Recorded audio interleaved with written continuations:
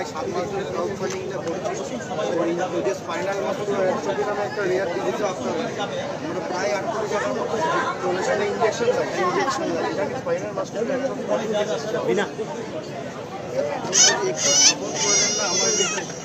আমি ভেলুর সিএমসি সব জায়গায় ব্যাঙ্গালোর সব জায়গা থেকে দেখেছি আমরা অনেকটা প্রায় মানে ওষুধটা নেওয়ার মতো প্রায় কাছাকাছি অ্যামাউন্টের এখন পৌঁছে গেছি। তো এই মুহূর্তে লাস্ট কিছুদিন ধরে ওর যেহেতু 14 মাস এখন বয়স হয়ে গেছে ইঞ্জেকশনটা যত তাড়াতাড়ি সম্ভব ওকে দিতে হবে, নাহলে একটা লাইফ বাড়ি Rana number phone number fund collection করছে অলরেডি প্রায় 6-7 কোটি টাকা আমার প্রায় 7 কোটি 80 ইঞ্জেকশনটা ওটা তো দিলেও যে 100% কিউরেবল তার তো কোনো, বাট ওটাই একমাত্র মেডিসিন যেটা লাইফ রিস্কটা কমে যায়। মানে এখন যোগাযোগ করে ব্যবস্থা করছি আমরা, তোমরা ইমেল টিমেল চিকিৎসা করে দেখি। আমি ব্যাঙ্গালোর যেসব হসপিটাল থেকে ওকে ইঞ্জেকশনটা অনেক আরও বাচ্চা আগে যারা পেয়েছে তার সেসব হসপিটালে আমি গেছি এবং এখনও অনেক যেসব বাচ্চারা ওর ইঞ্জেকশন পেয়েছে যেমন অনেক বাচ্চা বাবার সাথে আমি কথা বলি সেগুলো আউট অফ স্টেট, আমাদের স্টেটের না।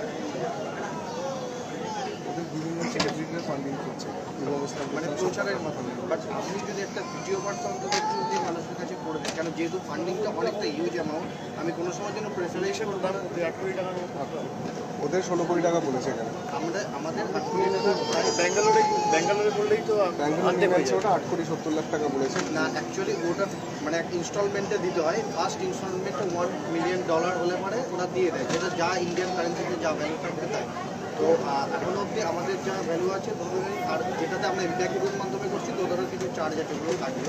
তো কেটে আমরা টোটাল ফান্ডিং প্রায় 9 কোটি টাকা কি 9 কোটি 30 কোটি টাকাও যদি জোগাড় করতে পারি তাহলে ও ইঞ্জেকশনটা পেয়ে যাবে এবং ওদের চার্জটা যা আছে সেগুলো কেটে কেটে ঠিক আছে। আমি নাম্বারটা নিয়ে আমি যোগাযোগ করবো, আমি দেখছি চিন্তা করবো। বসুন আজকে বসতে